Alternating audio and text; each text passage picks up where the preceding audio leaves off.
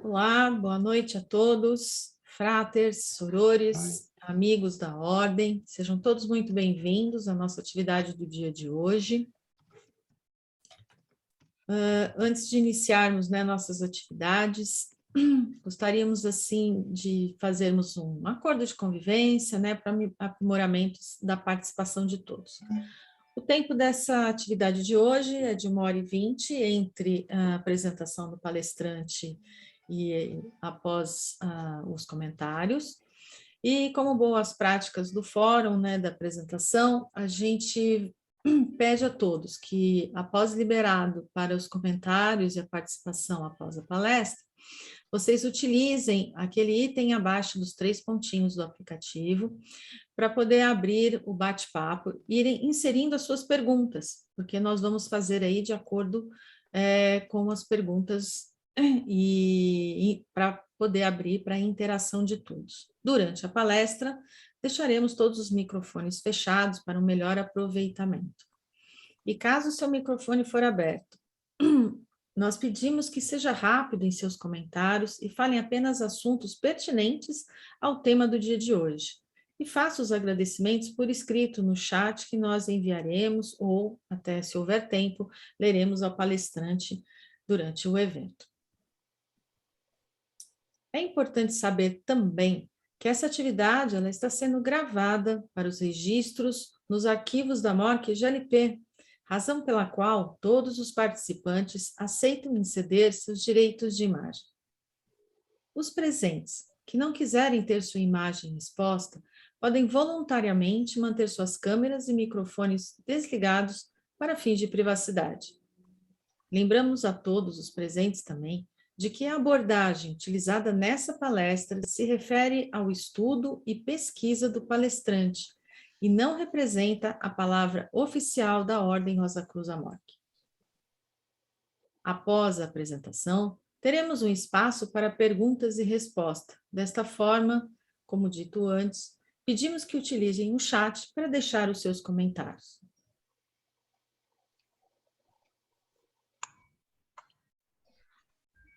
Antes da palestra, gostaríamos de expor a missão e o propósito da Ordem Rosa Cruz Amorque, que muitos de nós podem não ser membros da nossa ordem.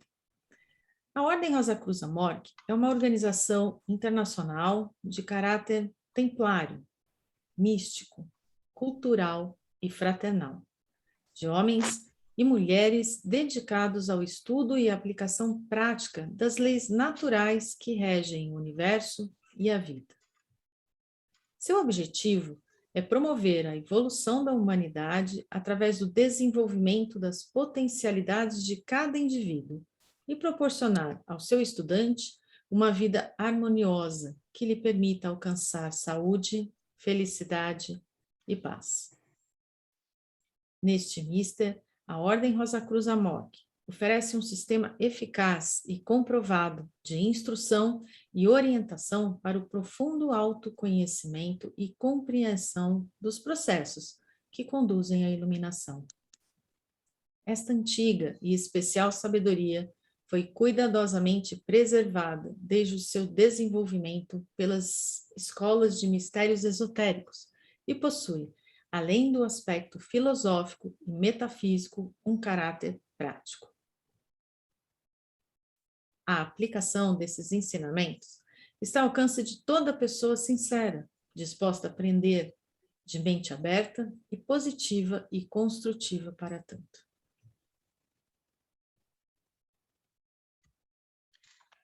Fráteres e sorores, sejam bem-vindos para mais uma palestra da nossa ordem. E, como é de costume, faremos uma invocação antes dos nossos trabalhos. Faremos uma invocação de gratidão. Altíssimo Deus do Universo, somos gratos pela vida que nos destes, por cada amanhecer que renova as oportunidades de servir ao vosso propósito, por cada anoitecer que nos permite dar descanso ao nosso corpo e liberdade à nossa alma. Somos gratos pelo espaço sagrado que nos foi reservado na Mãe Terra, pelo alimento que nos dá sustento, pelo sol que nos aquece, pela água que nos purifica, pelo ar que respiramos. Somos gratos pela consciência que nos permite escolher, pelos desafios que nos fazem crescer, pela compreensão que aqui estamos para aprender e melhorar. Somos gratos por todas as oportunidades, por todas as conquistas, por cada instante sagrado, por cada respiração, por cada pensamento, por cada sentimento revelado. Somos gratos, principalmente, por termos a oportunidade de amar cada vez mais e com a intenção mais nobre que existe em nossos corações. Que assim seja. Assim seja.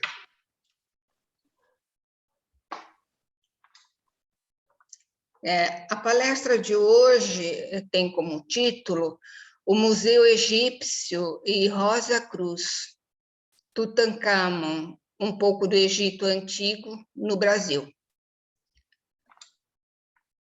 E a palestrante é a Soror Vivian.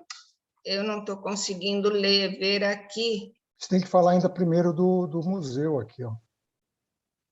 Mas eu não estou conseguindo ver aqui, olha. Está cobrindo. Tá? Quer que eu falo? Eu não estou conseguindo ler. Eu falo, então. Soror Vivian Tedardi. O Museu Egípcio e Rosa Cruz, Tutancâmon, mantido pela Grande Loja da Jurisdição de Língua Portuguesa, AMORC, preserva, pesquisa e divulga o Egito Antigo desde a década de 1990. Conhecê-lo é também aprofundar-se na antiga história da população que habitou o Vale do Nilo na Antiguidade. Aprecie um pouco do percurso desta instituição, que foi transformando-se ao longo do tempo e que, além de abrigar um dos únicos exemplares mumificados do país, hoje conta com um espaço único dedicado a uma das maiores descobertas da egiptologia no século XX, a tumba do faraó Tutancâmon. Agora você está conseguindo ler? Não, está cobrindo aqui ainda. Então tá, Pode dar continuidade, por favor. Soror Vivian Tedardi, licenciada em História pela Universidade Tuiuti do Paraná. É também especialista em História do Brasil Contemporâneo e em História Antiga e Medieval. Atua no Museu Egípcio Rosa Cruz desde 2003 e é professora de História para Ensino Médio e Ensino de Jovens e Adultos da Rede Estadual do Paraná. Ingressou na Ordem Rosa Cruz no ano de 2003 e atua desde 2004 como supervisora cultural na Grande Loja. Soror Vivian, a palavra está com a Soror. Boa noite. Primeiramente, eu quero agradecer muito, o convite da Loja Rosa Cruz Campinas para estar aqui hoje à noite e poder falar um pouquinho sobre a história do Museu Egípcio Rosa Cruz Tutancâmon, que, na verdade, é um patrimônio, eu diria, principalmente dos estudantes Rosa Cruzes, né? A gente sabe da importância da Ordem manter um museu com essa temática por conta da nossa tradição relacionada ao Egito Antigo, mas também falar do Museu Egípcio é falar um pouco da história da Grande Loja e, com toda certeza, por conta disso, também, né, desse desenvolvimento do rosacrucianismo na língua portuguesa. Então, eu vou compartilhar um pouquinho com vocês essa história e depois, claro, me coloco à disposição para que a gente possa conversar um pouco a respeito, né, da instituição e, claro, né, daquilo que essa instituição preserva, que é essa história, esse legado dos egípcios antigos para todos nós. Então, só um minutinho que eu vou compartilhar com vocês a apresentação.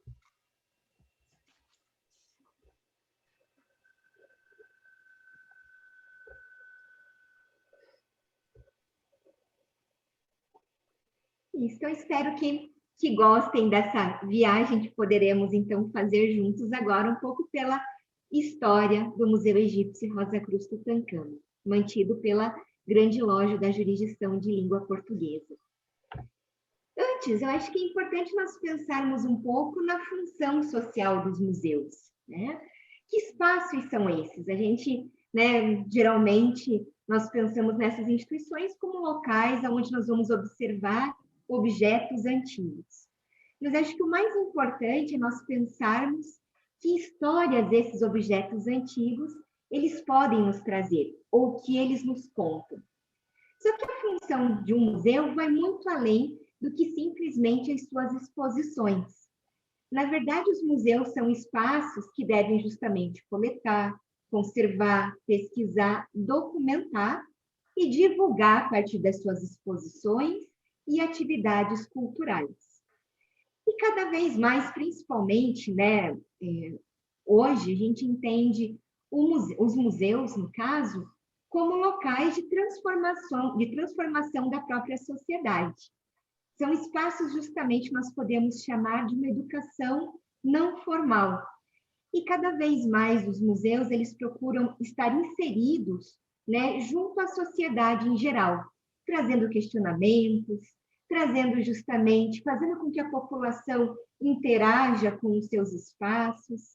Eles não são mais vistos como eram principalmente no século XIX e até pelo menos na primeira metade do século XX, como apenas aqueles locais onde nós íamos para contemplar, né, objetos antigos.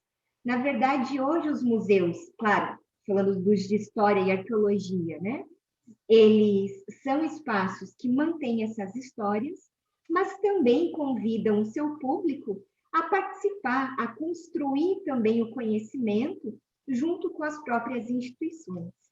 Então, é importante a gente pensar que os museus são espaços que mudam, né, e que cada vez mais buscam fazer com que a sociedade reconheça o patrimônio ao qual eles zelam e, ao mesmo tempo, né, fazer com que o público realmente, digamos assim, se aproprie também dessa história ou daquilo que ele preserva, daquilo que ele guarda. Então, hoje a gente procura, claro, né, pensar os museus como espaços de ação social. E como eu comentei, né, como espaços de educação não formais, é claro que a gente tem, né, todo um papel, não só junto das escolas, mas também ao público em geral, que se interessa, né, pelo próprio desenvolvimento do conhecimento humano. E aí, sim, pensando nisso, como que a gente pode, então, situar a história do Museu Egípcio Rosa Cruz, Tutancâmon? É importante nós pensarmos, né, muitas pessoas se questionam, por que estudar, por exemplo, o Egito no Brasil? Qual o papel, né, de um museu egípcio no Brasil? Que relação a gente tem com a história da antiguidade dessa população? É claro que para nós, Rosa Cruzes, como até comentei no começo da palestra, isso é algo claro, afinal de contas, nós estamos falando a respeito da nossa tradição. Mas para o público em geral, muitas vezes não, né? Então, é claro que nós, ao falarmos do Egito Antigo, nós estamos falando de uma das primeiras civilizações e daquelas que organizaram, né? Uma das primeiras a organizar um sistema político, econômico, social, cultural, religioso, né? Do qual, né, todos nós somos herdeiros. E é importante comentar que, claro, no Brasil existem algumas instituições que também preservam esse passado, assim como o Museu Egípcio Rosa Cruz aqui de Curitiba. Então, nós temos, né, o Museu Nacional, que infelizmente perdeu boa parte da sua coleção no incêndio há 2 anos atrás, mas que o processo de pesquisa, né, do grupo que eles têm de pesquisa sobre Egito Antigo, e mesmo o resgate que eles têm procurado fazer com relação ao que foi perdido. Nós temos o MAI, né, aí em São Paulo, que também tem um acervo bastante importante sobre Egito Antigo. Aqui no Paraná, temos nós aqui em Curitiba, temos em Ponta Grossa o Museu de Arqueologia Ciro Flammarion Cardoso, que também atua nesse sentido. Então, para nós pensarmos que o Egito também não está assim tão distante, né, de nós. E como que começa a nossa história? Para falarmos da história do Museu Egípcio, primeiro nós temos que pensar no seu acervo. Como que esse acervo foi organizado? Por quê? O Museu Egípcio, a princípio, e o que, né, o caracteriza até os dias de hoje, é a formação de um acervo de réplicas, né? Então, o original, como nós vamos ver, é a múmia Totmeia, com cerca de 2.700 anos. Mas ele, né, o seu acervo é constituído por réplicas. Como que essa reprodução, né, de peças egípcias começou? Então, a nossa história está relacionada à história e ao interesse de um artista plástico de São Paulo, chamado, então, Eduardo Dávila Vilela. E o Eduardo, já desde a sua juventude, sempre se interessou muito pelo Egito, principalmente depois que ele, com seu irmão mais velho, teriam ido ao cinema e assistiram os 10 Mandamentos. E saíram, né, ambos saíram depois de verem aquela reconstrução do Egito, né, maravilhados com aquele passado. E aí, então, foram buscar maiores informações a respeito, buscaram livros que trouxessem, né, fotografias de objetos relacionados ao Egito Antigo.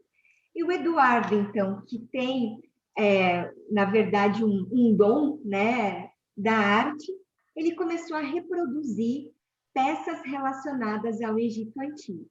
Então, a partir daquilo que era acessível, né, no país, nas décadas de 60 e 70, o Eduardo, então, começa a reproduzir objetos sobre a história do Egito Antigo. E a partir, então, em especial da década de 70, ele monta um acervo de reproduções e cria, então, um museu itinerante. Ele passa a viajar, né, principalmente pelo interior do estado de São Paulo, levando justamente, ele e o seu irmão, Jarbas, objetos reproduzidos por ele e associados, então, à história do Egito Antigo. Inclusive, além do interior de São Paulo, chegou a ser convidado, por exemplo, ainda na década de 70, para fazer uma exposição aqui na Biblioteca Pública do Paraná, em Curitiba, em Porto Alegre, né, também. Então, aos poucos, né, esses dois irmãos acabaram, então, levando a história do Egito Antigo através dessa exposição itinerante de reproduções realizadas pelo Eduardo Vilela. Até que, no finalzinho da década de 70, em 1979, eles conseguiram, então, formar realmente um museu na cidade de Aparecida, que inclusive até essa foto que nós estamos visualizando aqui no slide, da exposição que eles organizaram nesse museu em Aparecida. Primeiro, esse museu funcionava numa sala, na rodoviária da cidade, e depois acabou justamente sendo levado para uma galeria no Hotel Recreio, próximo à Basílica Antiga. Então, ali o museu funcionou por praticamente 3 anos, até que os irmãos acabaram, então, separando-se, né, nessa intenção de levar sempre, né, a reprodução dessa arte para diversas cidades, né?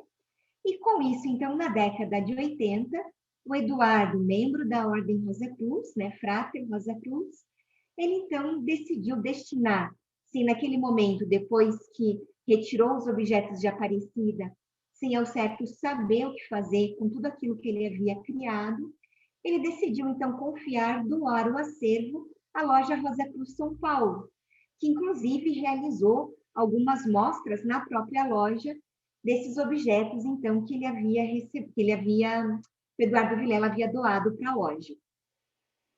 O próprio Vilela, então, diante disso, ele decidiu escrever uma carta ao então grande mestre, né, da grande loja da jurisdição de língua portuguesa, Frater Charles Vega Parucca, sugerindo a ideia, então, da criação de um museu egípcio aqui em Curitiba, de trazer, então, para cá o acervo que estava, né, junto da loja Rosa Cruz São Paulo, e, por que não, junto da grande loja, que tinha, né, que tem, na verdade, a sua arquitetura inspirada no Egito Antigo, por que não, então, trazer o museu para cá? E o Frater Charles, então, tempos depois, decide pela criação do Museu Egípcio Rosa Cruz. Então, como a gente pode ver aqui nas fotos, na antiga casa que pertenceu à primeira grande mestre da nossa jurisdição, a casa da Sra. Maria Moura, aqui, então, né, foi transformado no espaço para a organização do Museu Egípcio e Rosa Cruz, que foi fundado no dia 17 de outubro de 1990, como a gente pode ver, então, aqui o Frater Charles e o Eduardo Vilela na porta do museu, nesse momento, então, da inauguração do espaço. Nessa época, o museu contava basicamente com 2 salas de exposição. Numa outra sala, inclusive, funcionava a biblioteca, que depois ganhou um edifício próprio, em 1992. Né? Então, a princípio, nessas 2 salas, nesse prédio que nós estamos vendo, que foi organizado numa arquitetura semelhante de uma mastaba, que eram, que em especial do período da história egípcia do Reino Antigo, eram tumbas de nobres, né, que foram construídas principalmente próximos das pirâmides. Então, era inaugurado o Museu Egípcio Rosa Cruz. Inclusive, aqui, então, a gente tem algumas fotos da primeira exposição, né, inaugurada nesse dia. O que acontece? O Museu Egípcio, ele tem as suas exposições, que nós falamos, organizadas, né, chamadas de longa duração. O que acontece? Então, a cada 2 anos, as exposições mudam, né? Então, a gente já está na 19ª exposição de longa duração hoje, né? E essa, então, que nós estamos visualizando aqui nas imagens, foi a primeira, e muitos desses objetos continuam ainda expostos na exposição atual. Outros desses mesmos objetos que nós estamos visualizando estão guardados na reserva técnica do museu, né? Mas o fato é que esse acervo de reproduções do Eduardo Vilela foi a origem, né, junto com o Frater Charles, da origem deste museu. Infelizmente, 2 anos depois da inauguração do museu, houve uma grande enchente. A área, né, do terreno da grande loja atrás, nós temos um parque, e é onde há, então, o famoso, né, o rio Bacaxiri. E esse rio, então, por conta de fortes chuvas em abril de 1992, acabou ocasionando uma forte enchente no museu nesse período, e, infelizmente, isso levou à perda de muitos objetos. Então, se nós olharmos até na imagem anterior, muitas peças grandes e que ficavam fora das vitrines, como os ataúdes, por exemplo, acabaram sendo perdidos. Então, infelizmente, muitos desses objetos, né, acabaram perdidos, e por conta disso, o museu ficou fechado por pouco mais de 1 ano.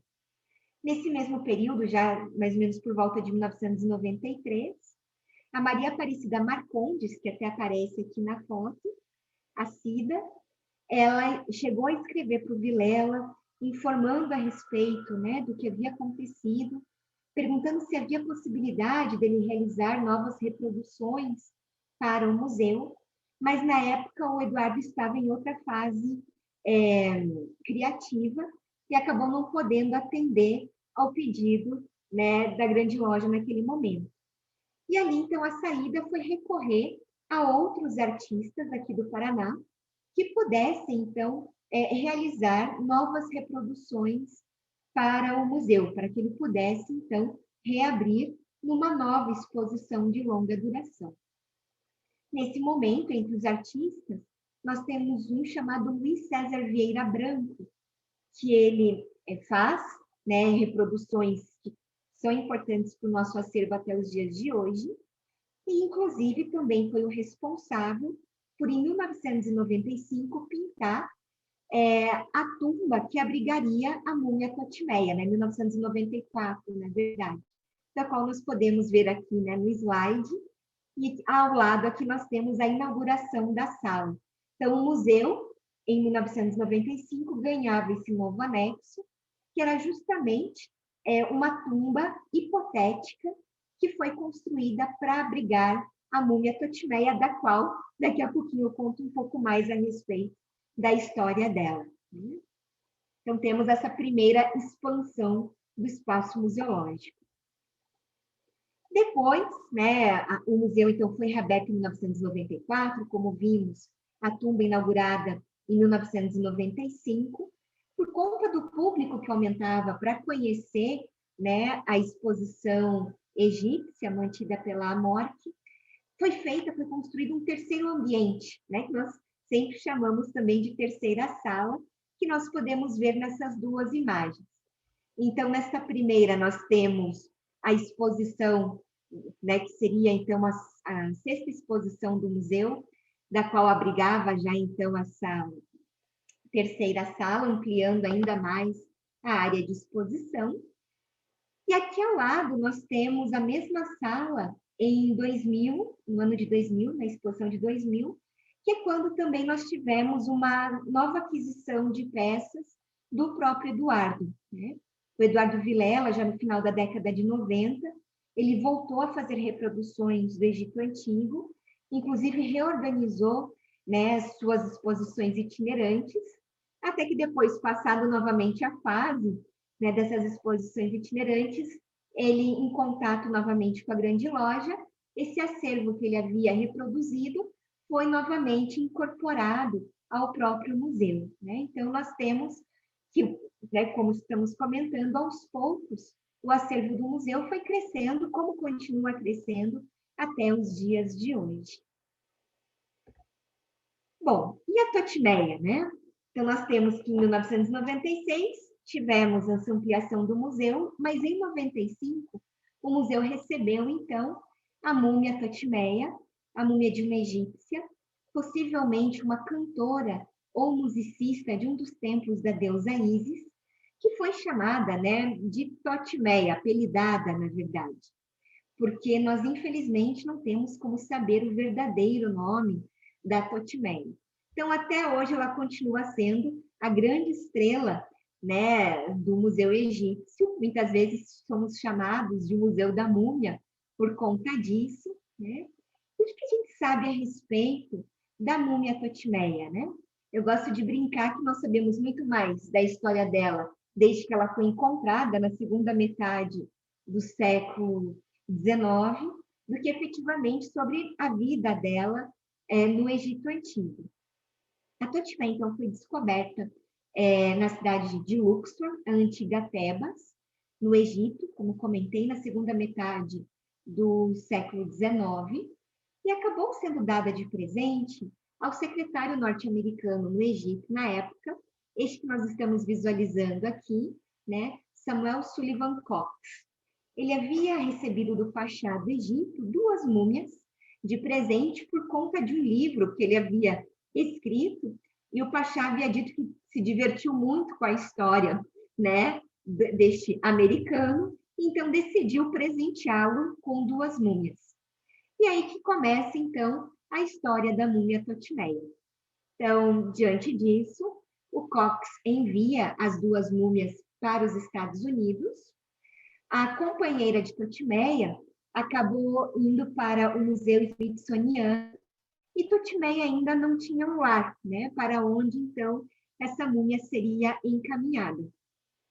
Uma cidadezinha do interior, próxima a Nova York, estava, então, organizando um museu, onde um congressista, então, norte-americano, estava, então, ajudando no financiamento da organização de um museu.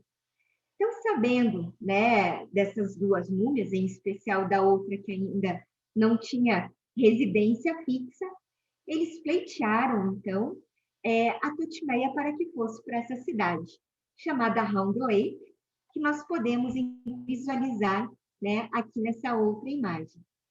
E aí, né, dessa forma, então, Totimeia acabou sendo doada para o Museu George West, que leva o nome, né, do próprio congressista norte-americano, e assim ela chega a essa cidade em 1881. Deveria, então, compor, né, entre outros objetos, a exposição que estaria neste museu que estava sendo criado na cidade. Antes que Totimeia, então, fosse levada para ser exposta neste museu, nós temos que ela foi desenfaixada. Então, nós estamos visualizando aqui o auditório da cidade, né, aonde ocorreu o desenfaixamento da múmia Totimeia. Então, nós temos aqui o professor Lensing, o bispo Newman, o professor Farrar, os responsáveis, né, não só por levarem a Totimeia para a cidade de Round Lake, mas que também atuaram no desenfaixamento da Totimeia. E, inclusive, esse é o único registro que nós temos dela, ainda com todas as suas faixas de tecido, né? Então, a única foto, né, que foi nos legada até os dias de hoje, deste momento. O que acontece? A Totimeia, com certeza, estava num ataúde, e esse ataúde, infelizmente, foi perdido. Nós não temos notícias dele. O professor Farrar, né, de acordo com o que é possível ler nos jornais, diz que o que seria possível identificar entre as inscrições do ataúde original da Totimeia é que, então, ela seria uma servidora de Ísis. Como eu comentei, no período em que a Totimeia viveu, as mulheres não tinham uma função propriamente enquanto sacerdotisas, e quando atuavam nos templos, eram como cantoras ou musicistas. Então, é por isso que nós podemos, então, afirmar, né, que possivelmente ela deveria ter uma dessas funções em um dos templos dedicados à deusa Ísis. E ele também teria, então, dito, né, que foi registrado pelos jornais da época, que não havia o nome dela. Por conta disso, ele a batizou de Totimeia, em homenagem aos faraós Totimés. Então, por isso que nós falamos também que é um apelido dado a Totimeia neste mesmo momento. Então, nesse auditório, a Totimeia, então, depois de uma palestra, né, que foi realizada neste local, a Totimeia, então, teve as suas faixas retiradas, literalmente por uma faca de açougueiro, na intenção, então, de revelar o corpo desta egípcia. Como as faixas que estavam, né, principalmente na parte inferior do corpo dela, estavam mais grudadas ao corpo, acabaram sendo mantidas, né? Mas hoje, quem visita o museu e conhece a Totimeia, consegue ver boa parte do seu corpo justamente por conta do desenfaixamento que ocorreu em 1881 em Round Lake, antes, então, que ela fosse exposta neste museu, né? Então, como falamos, no Museu George West, e aqui, então, temos, né, um postal que demonstra o museu, que já não existe mais, e o primeiro andar do próprio espaço. Essa foi a residência da Totimeia até 1919, quando o museu fechou. E aí é um pouco obscuro o que teria acontecido com a Totimeia nas décadas seguintes, né? Algumas informações que nós temos é que grande parte do acervo que ficava nesse museu foi levado para um celeiro, aonde Totimeia também foi guardada. E aí a gente tem histórias curiosas, né, sobre crianças que acabavam, então, indo até esse celeiro, e nesse sentido acabaram levando Totimeia para passear de carroça. Tem, inclusive, uma passagem, né, que falam a respeito de terem tirado a múmia do celeiro no dia de Halloween, já que estamos próximos, né, acabamos de passar pela data, colocaram a múmia de pé, amarraram um revólver na mão dela, na frente da casa da diretora, e apertaram uma campainha na intenção de assustar a diretora da própria escola. Então, a Totimeia, né, fica nesse período guardado, até que na década, então, de 1930, um professor da cidade, o senhor Clute, ele decide, então, vendo o estado da própria Totimeia, levar para uma cidade próxima, né, para o museu da cidade próxima, para ver se, de repente, ela não seria exposta lá nessa cidade. O que a gente sabe também é que, possivelmente, nesse período em que ela teria ficado no celeiro, possivelmente foi deixado cair um objeto sobre a face dela, quebrando os ossos da face. Então, a Totimeia, além de desenfaixada, tinha também a face quebrada. Então, o fato é que Totimeia, então, foi levada, né, para esta cidade e lá acaba ficando um bom período, um bom tempo. Até que, na década de 70, uma historiadora, então, da cidade de Round Lake, ouvindo histórias que contavam a respeito de uma múmia, né, que vivia na cidade, ela procura se informar e fica sabendo, então, que a múmia havia sido levada, né, para o museu desta outra cidade e que, inclusive, não estava exposta. E aí, então, ela decide, com o apoio do próprio prefeito de Round Lake, em trazer a múmia novamente para a cidade. E assim, então, né, que nós estamos vendo, né, essa historiadora, essa professora, a Mary Hanson, que ela, então, entra em contato com o museu de Schenectady, né, o nome da cidade para a qual Totimeia foi levada, e consegue, então, trazer a múmia de volta para Round Lake. Sem ter um local ao certo para expor a múmia, ela acaba, então, colocando no seu escritório particular, que funcionava na própria prefeitura da cidade, e lá, então, aqueles que desejavam poderiam, então, visitar a múmia. Então, até visitas com as próprias crianças da cidade passaram a ocorrer lá. Inclusive, né, no dia, então, de apresentar novamente Totimeia à cidade, foi realizado o Dia da Múmia, que aqui nós temos o prefeito, né, e Mary Hanson, então, organizados, na verdade, organizando, né, o que seria o Dia da Múmia. Inclusive, é graças a ela que nós temos muitas das informações às quais nós sabemos hoje a respeito da própria história da Totimeia. Então, ela fica por um tempo na cidade, só que com o tempo vai ficando cada vez mais difícil dela conseguir manter a múmia, né? E aí ela começa a procurar uma outra instituição para enviar a múmia, não encontra. Ela começa a achar que a Totimeia estava apodrecendo, né? A pensar que o cheiro da múmia estava ficando cada vez mais forte. E aí ela decide, então, por que não enterrar a múmia? E aí ela começa todo um processo de buscar informações, né, da possibilidade, então, de fazer o enterramento para a própria múmia. Nisso, a filha, então, daquele antigo senhor que havia levado a Totimeia para Schenectady, fica sabendo, e aí, então, decide, isso, né, já na década de 70, finalzinho da década de 70, decide, então, buscar a múmia, né, ao saber que queria enterrá-la, né, não concorda com isso, decide, então, buscar a Totimeia, até que encontrasse um local, né, para a própria múmia. A Totimeia acabou ficando na casa, então, do genro, né, da filha do senhor Clute, e, enfim, ela fica um tempo guardada, eles se separam, fica sem ter direito, né, local direito aonde guardar a Totimeia, ela leva para sua casa, né? Então a Totimeia acaba, inclusive voltam a perguntar para Mary Hanson se ela quer a múmia de volta, né? Fica então nesse impasse do que fazer com a múmia. E aí então a filha do Sr. Clute, ela começa a buscar uma instituição que pudesse receber a múmia. E alguns jornais, então, começaram a noticiar a respeito desse fato. Então, a gente teve, inclusive, né, algumas manchetes aonde mostrava que ela estava buscando um lar para a Totimeia. Então, por exemplo, né, nessa aqui do jornal Telegraph, do dia 5 de fevereiro de 87, saiu Múmia sozinha procura lar, né? Ou procura-se lar para múmia. E aí nós temos, então, que o responsável pelo Museu Egípcio Rosa Cruz da Califórnia, ao ver a notícia, sabendo do fato, então acaba adquirindo a Totimeia para a coleção do museu.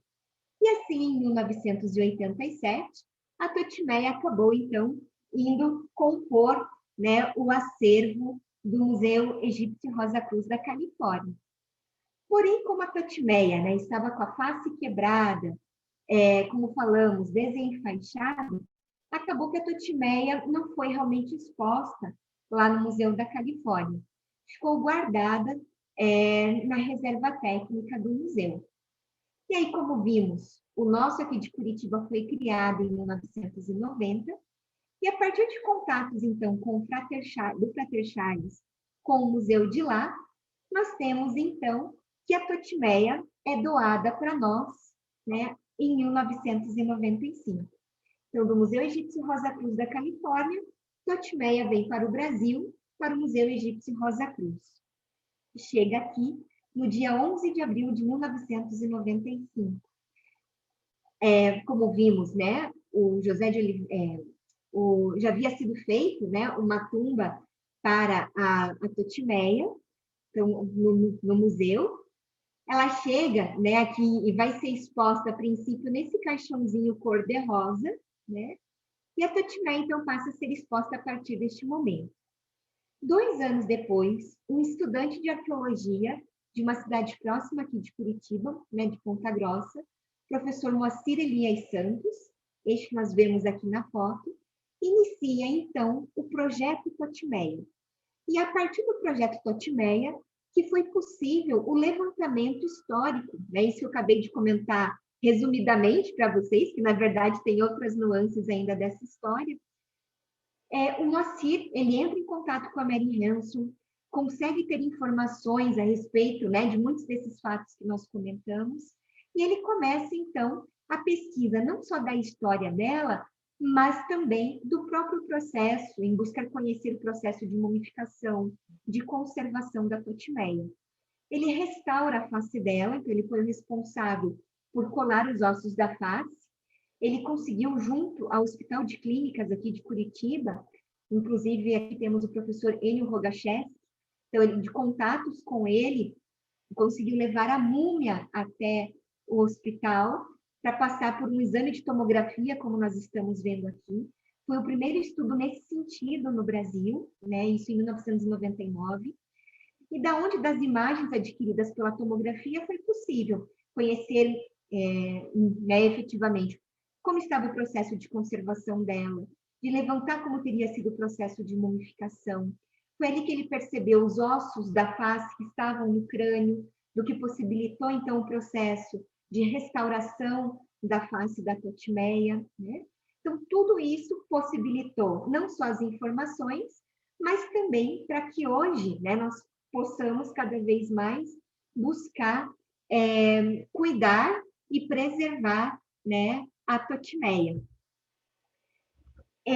Mais recentemente, né, em 2015, na verdade, nós temos, então, que este artista 3D de Mato Grosso, de Sinop, Cícero Moraes, entrou em contato conosco para a possibilidade de fazer uma reconstrução facial da Totimeia.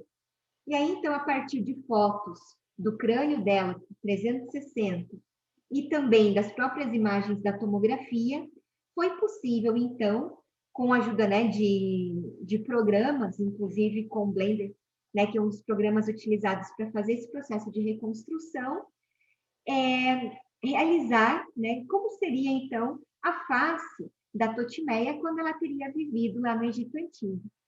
E 2 anos depois, agora, 2 anos depois não, 4 anos depois, foi feito um novo projeto, que ele chamou até de Totimeia 6.0, onde em 2019, então, já com sistemas né, de programação mais atuais, de refazer a reconstrução facial da Totimeia.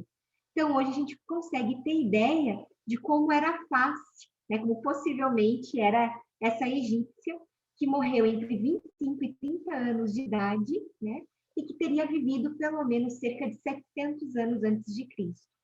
Para nós sabermos realmente a idade da Totimeia, nós precisaríamos fazer um teste com carbono 14, que ainda não foi realizado, né, da múmia Totimeia.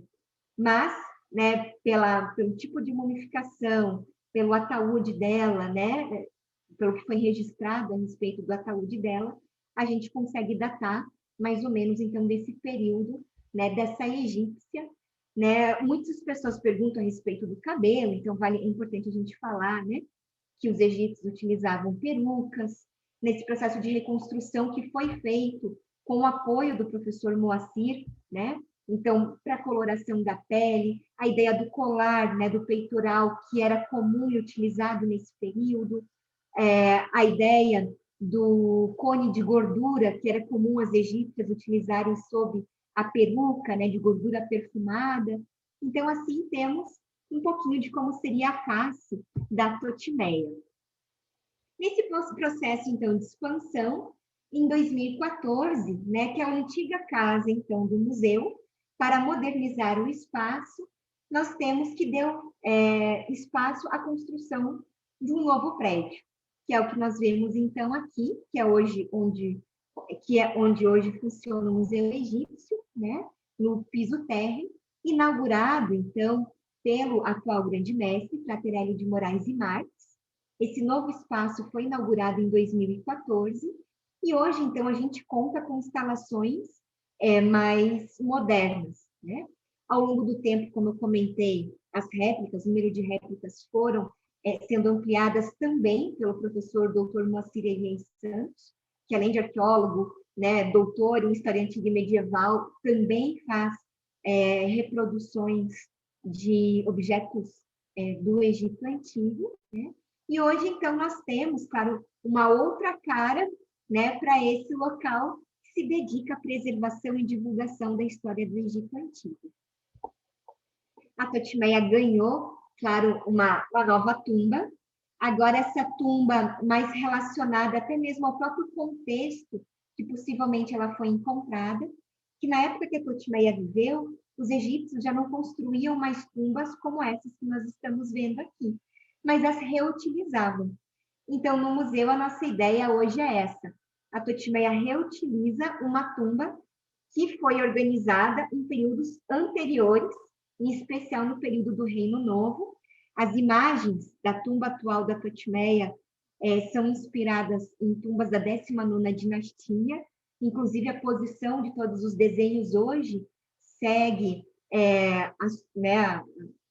a capela funerária, que é o que a gente tem representado aqui, como eram desse mesmo período. Então, aqui nós temos, né, aqui estamos na câmara, mas também tem a antecâmara. Quem visita a antecâmara até vê um vídeo hoje com a reconstrução da face, né, da múmia. E também temos a questão do próprio cenário, né? No momento que você entra no ambiente e se sente, então, numa própria tumba egípcia antiga.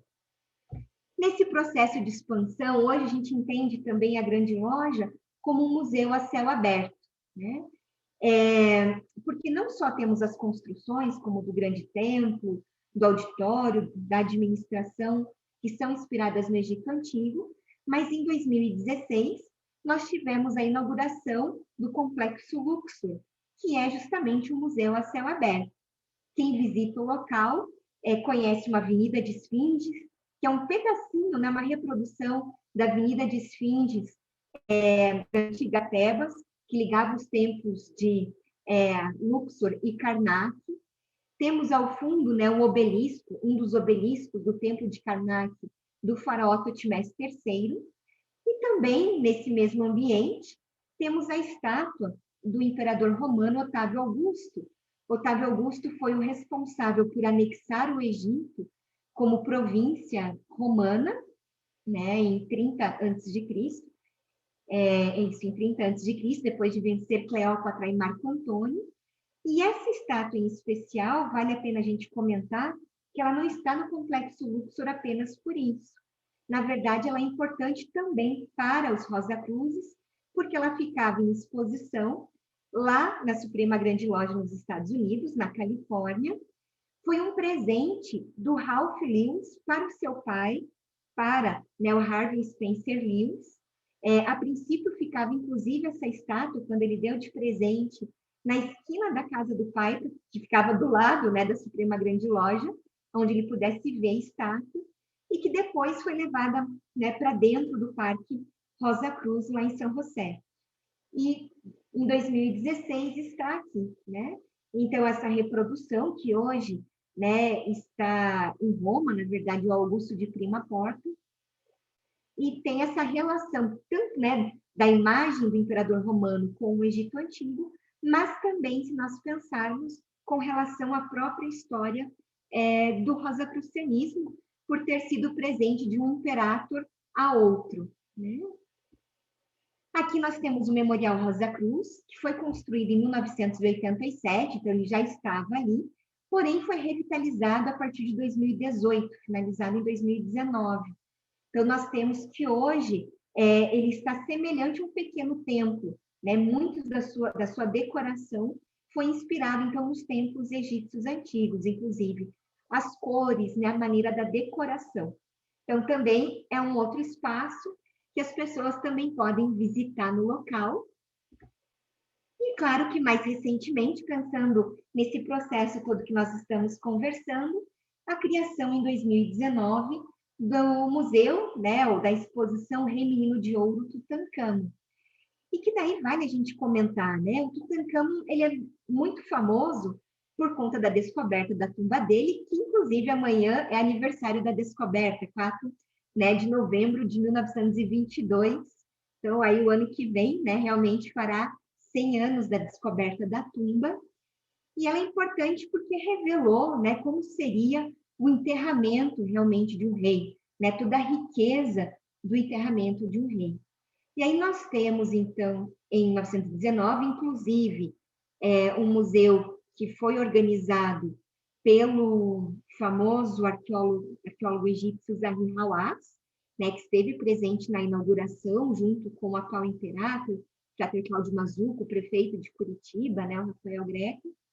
E aí, então, desse novo espaço que conta, eu digo assim, né, o Museu Egípcio, ali a gente pode conhecer a história do Egito Antigo.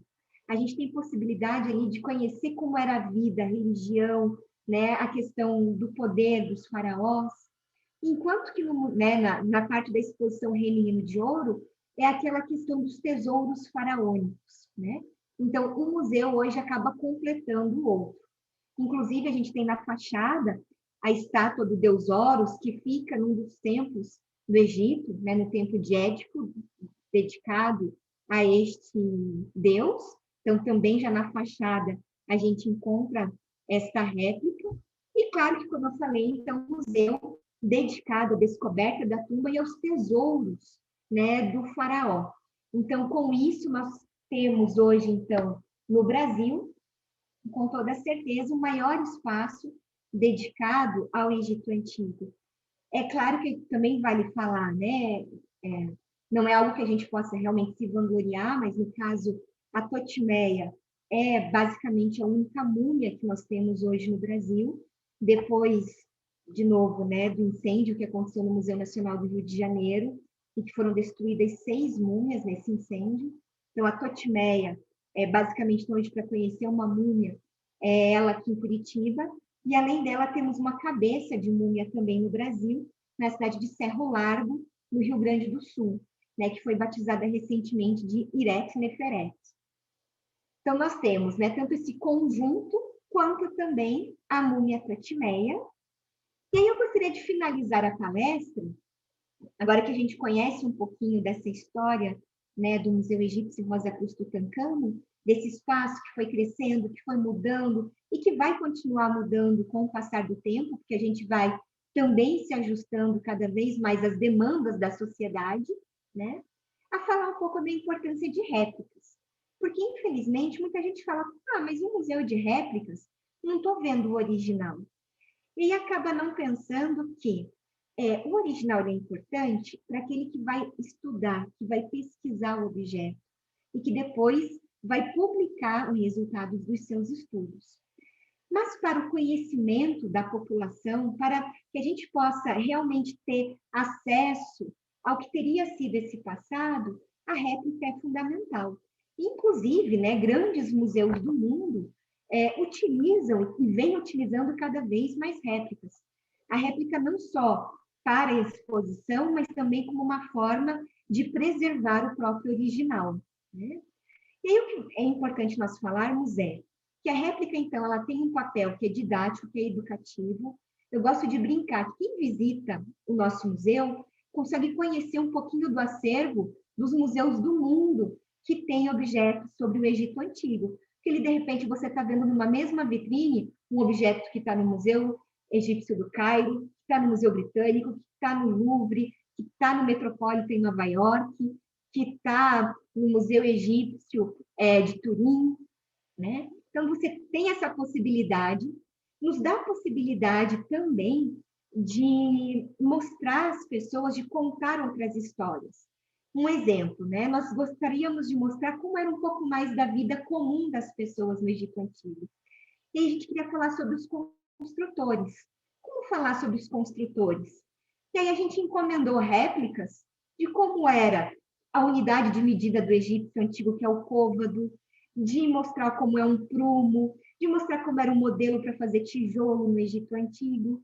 Então, quer dizer, se a gente fosse só um museu de peças originais, a gente ia acabar ficando restrito ao que o nosso acervo nos proporciona. Trabalhando com a réplica, e a réplica que é bem feita, que é estudada, que tem toda uma pesquisa para ser elaborada, ela dá essa possibilidade de cada vez mais a gente poder mostrar outras questões para as pessoas a partir das exposições de longa duração. Então, para a reprodução de uma réplica, é essencial a pesquisa, né?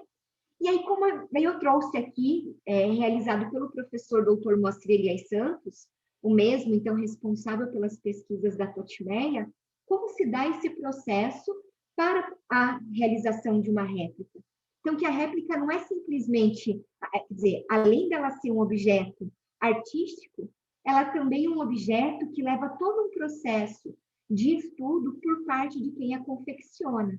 Então, aqui nós temos, né, a original, que seria reproduzida, e aqui todos os passos para chegar até essa reprodução, né? Claro que os materiais são os mais diversos possíveis. Então, a gente tem aqui, né, da análise, ele vai ter, né, vai atrás do tamanho, da espessura, do material que foi confeccionado. Então, ele vai procurar, então, organizar, que fique semelhante à superfície da onde vai ser realizada a reprodução, o desenho que é transferido, a pintura, a comparação da pintura com o original, né? E aí, aos poucos, todas as marcas, como a gente pode ver, né? Aqui a gente tem uma fase e aqui já praticamente a fase final dessa reprodução.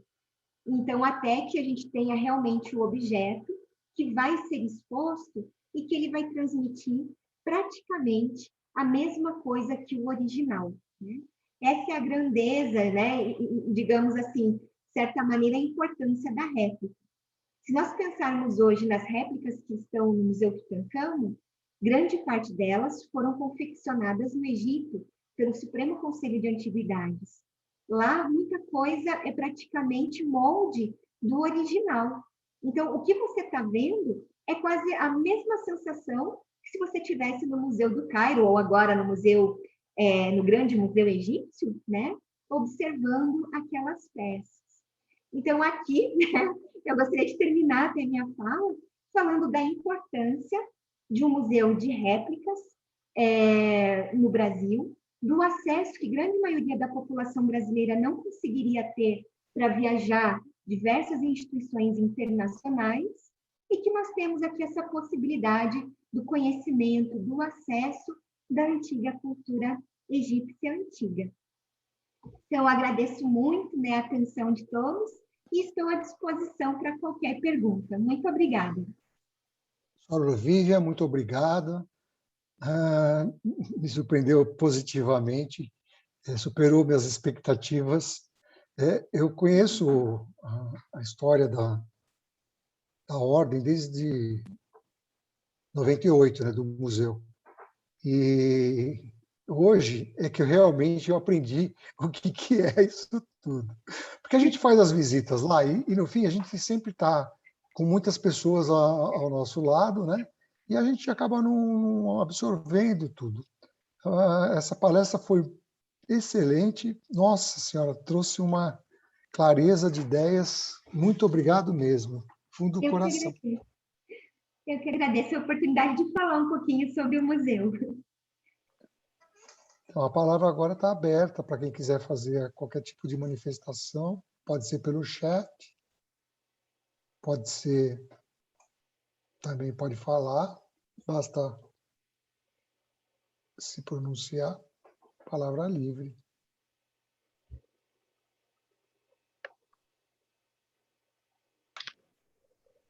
Posso falar, Digno Frater? Boa Pode, noite. Sora. Boa noite, Valéria. Tudo bem, Sora? Tudo bom. Desculpa, cheguei um minutinho atrasada, mas deu para acompanhar toda a exposição. Dessa vez passa, hein? Ah, tá bom. Pode anotar na carteirinha aí. Para cumprimentar a Soror Vivian, minha querida, boa noite. Né? Boa noite, Valéria, que bom vê-la. Ah, não podia perder. Falou em Egito, estamos aí, né?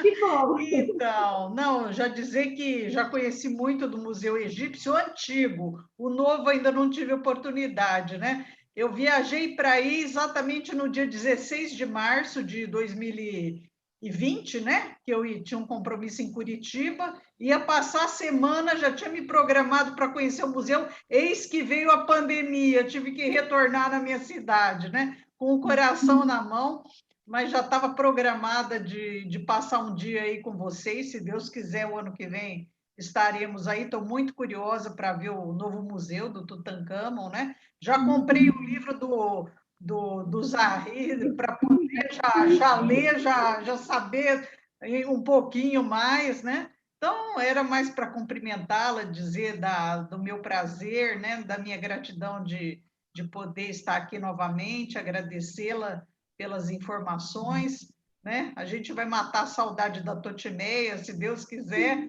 Agora dá para visualizar um pouquinho melhor do rosto dela, né?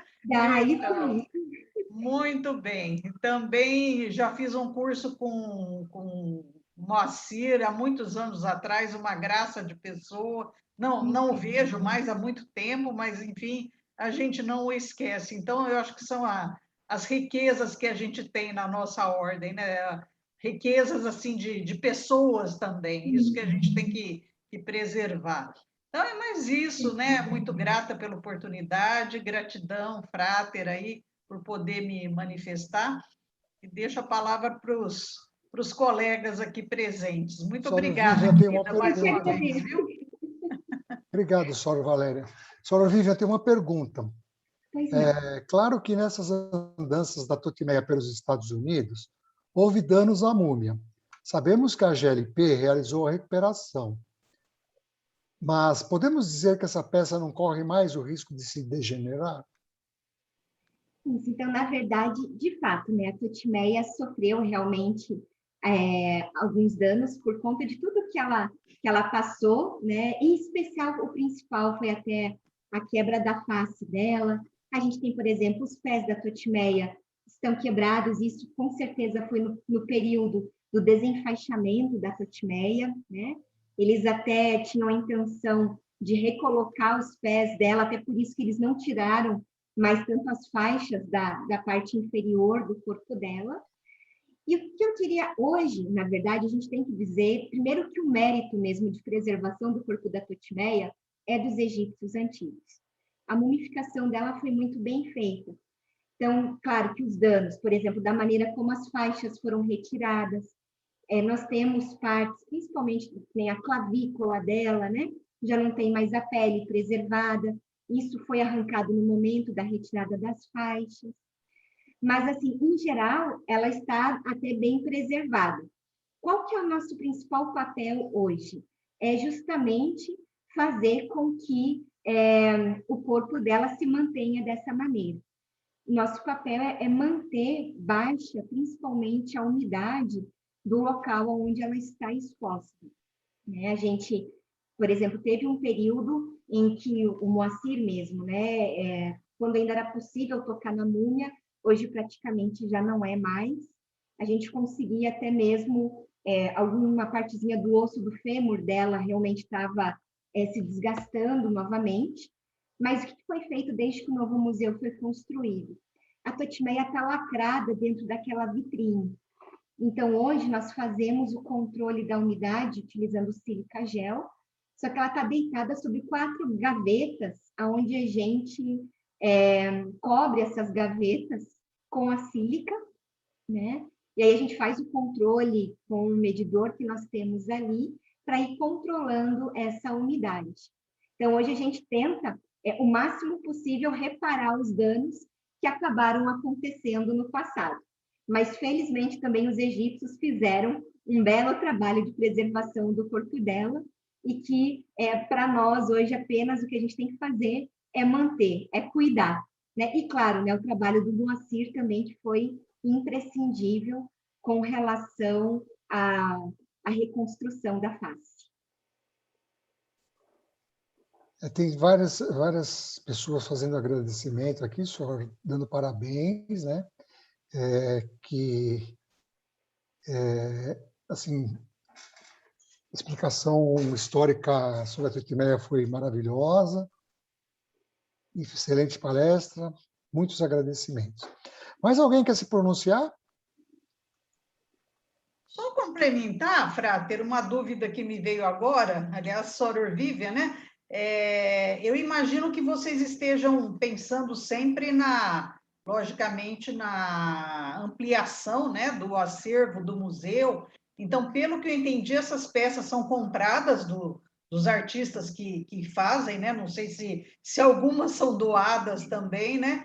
Enfim, mas também eu queria saber, será que existe a possibilidade de aquisição de alguma outra múmia no futuro? Vocês pensaram nisso? Já foi pensado, Sora, mas hoje em dia não sai mais nada do Egito. Se for para conseguir alguma coisa, apenas em leilão, mas também tem que cuidar da proveniência dessas peças que são postas em leilão, né? Podem ser então, falsas, né? Não só por isso, mas também da maneira como podem ter sido retiradas de lá. Ah, é verdade, elas podem ter sido assim, bem retiradas, né? Entendi. Isso. Então, hoje, cada vez mais difícil contar com objetos originais para a formação de uma coleção, como, por exemplo, sobre o Egito Antigo. Né? Então, a gente tem hoje a gente realmente, né, de acordo com o tema que a gente quer trabalhar, nós fazemos o pedido, muitas vezes, ao Eduardo Vilela, que é quem continua também ainda fazendo reproduções, e hoje também o Moacir, são os nossos dois principais contatos nesse sentido, mas a gente procurou, né, há um tempo atrás, a ver se existe a possibilidade de conseguir um novo objeto original, mas cada vez mais a política de preservação do patrimônio egípcio, né, tem sido cada vez mais ampla, e de cuidado mesmo, né? Então, isso é uma questão, né? Isso, é uma questão bastante difícil hoje em dia. É verdade. Aqueles objetozinhos, eu tive a oportunidade de comprar na lojinha lá, né? Até um Akhenatonzinho pequeno. Quem que faz? Também são eles que fazem para vocês? Isso, as reproduções de réplicas que a gente vende no museu, então também são do Moacir e do Vilela. Porque eles buscam daí fazer o mais semelhante possível também. Na verdade, é uma outra réplica. A pessoa leva para casa uma réplica. Uma lembrança. Uma lembrança, isso. Um tamanho menor, né? Porque o Akhenaton de 4 metros de altura. Né? Mas um Akhenatonzinho, digamos assim, para levar de lembrança da visita. É isso aí, está na minha estante aqui. Isso. A Ivani não quer falar alguma coisa a respeito do Egito? Nós temos uma sogra que ela, vez ou outra, nos dá umas palestras sobre alguns temas egípcios. Foi muito linda a palestra da Vivian, eu gostei muito. Acho que tá bem completa hoje, Frater. Foi muito linda, parabéns. Obrigada, Sora, muito obrigada.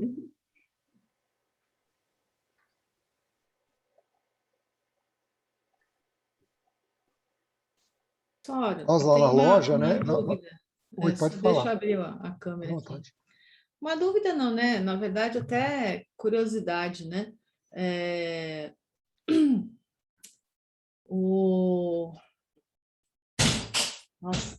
Nossa, me deu um branco agora, gente. Pelo amor de Deus. Calma, respira, tal, daqui a pouco... Respira, né? Não, me deu um branco. Eu ia perguntar exatamente das múmias, né? Eu tive a felicidade, né, de visitar o Museu Egípcio em Louvre, né, em Paris, numa viagem a trabalho, e fiz muito rapidamente, né, porque são 3 andares, né, na verdade, de Museu Egípcio lá, com milhares e milhares de peças, né, de tumbas, de sarcófagos, enfim, de uma série de coisas, né, e aquilo que está no Louvre, por exemplo, também dificilmente sai ou é leiloado, né? Porque aquilo são tudo... talvez até tenham réplicas ali, mas tem muitas peças originais lá, né? Do Egito. Mas foi um saque, foi, né? Roubaram o Egito bonito. A Inglaterra foi uma delas, né? Eu olhava aquilo e falei, gente do céu, mas assaltaram o Egito, que horror! Nós já estivemos lá no Museu Britânico, né? É maravilhoso também. Não, Né? é um negócio, né? A cultura egípcia é uma cultura muito rica mesmo, né?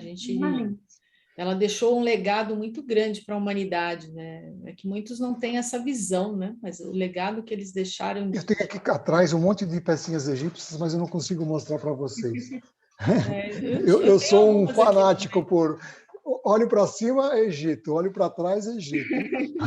Aqui no quarto é um absurdo. Eu comprei tudo lá no Museu Britânico.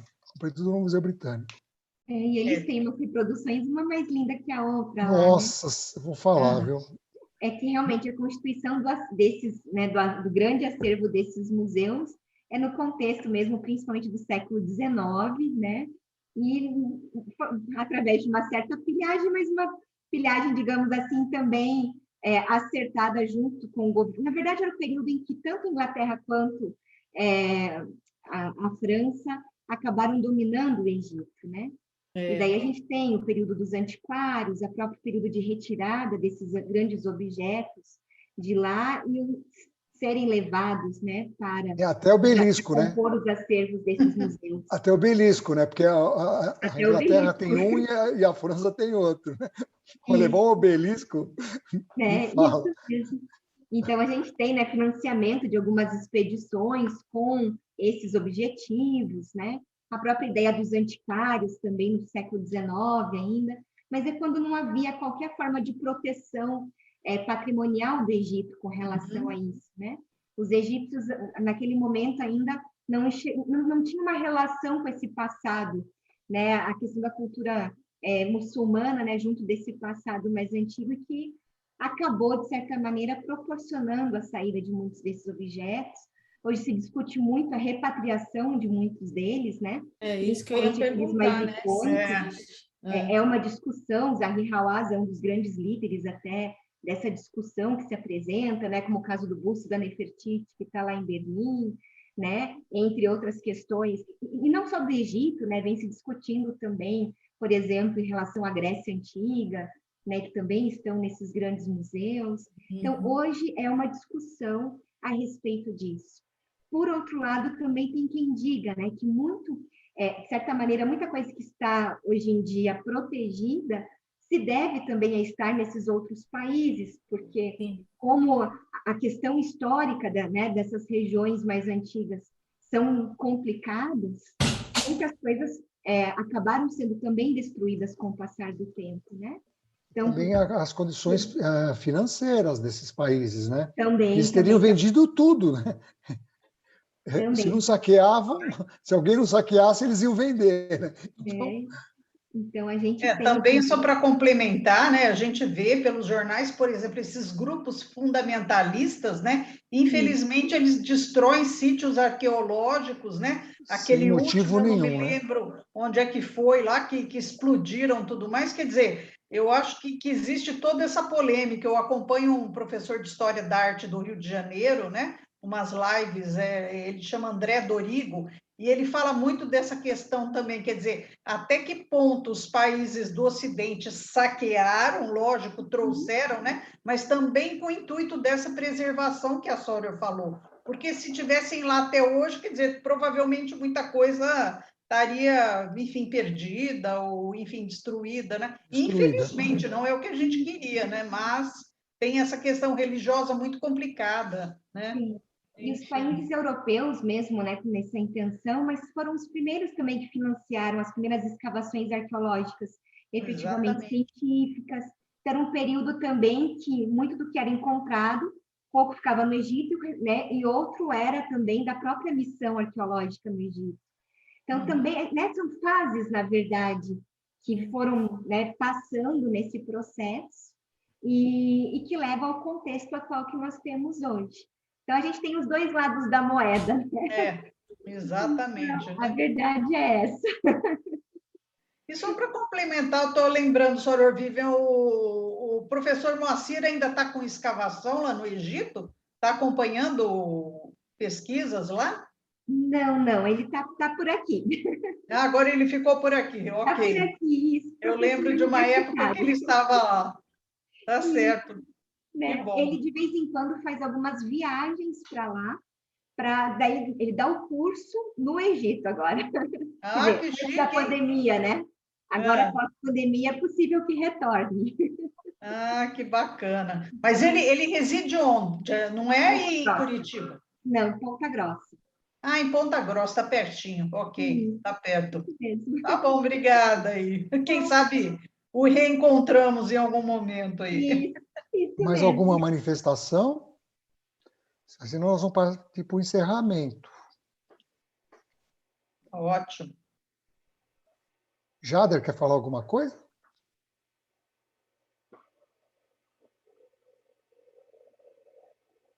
Achei. Não, muito agradecido aí pela live. Maravilhosa a ordem. É muita paz. Tá bom, obrigado. Então, Sora Vivian, vamos passar para o encerramento. Então, peço que todos nos acompanhem numa invocação. Deus do nosso coração, Deus da nossa compreensão, agradecemos-te por esses momentos maravilhosos, onde nós pudemos relembrar muito da nossa herança Rosa Cruz, através dessa palestra Toda História. E que continuemos assim por muito tempo, que assim seja. Assim seja. Vamos apresentar os próximos passos. Peca. Sora Edna quer se manifestar? Não, eu não dormi, não. Ah, bom, hein? Puxa vida, hein? Foi maravilhosa. Ela está de parabéns, a Vivian. Só um minutinho aqui, gente, peraí. Ah, ela está aqui.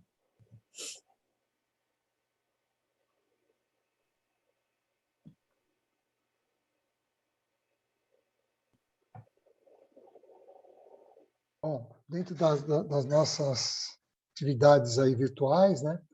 Nós teremos em dezembro uma palestra com o Frater Alfredo, simbolismo místico do Natal. E ainda em novembro, estudo de mensagem de Rosa Cruz, no dia 9, seria terça-feira que vem. Dia 16, relaxamento e harmonização. Então, esses seriam nossos próximos eventos, tá bom? Então, agradeço a todos por estarem aqui conosco. Paz profunda. Mais profunda. Sora Vivian, muito obrigado. Todos. Muito obrigado mesmo. E, como eu disse no início do agradecimento, superou muito as minhas expectativas. Realmente aprendi muito hoje. Eu agradeço mesmo todo o convite e o carinho, Frater. Muito obrigada. Obrigado. Então, pessoal,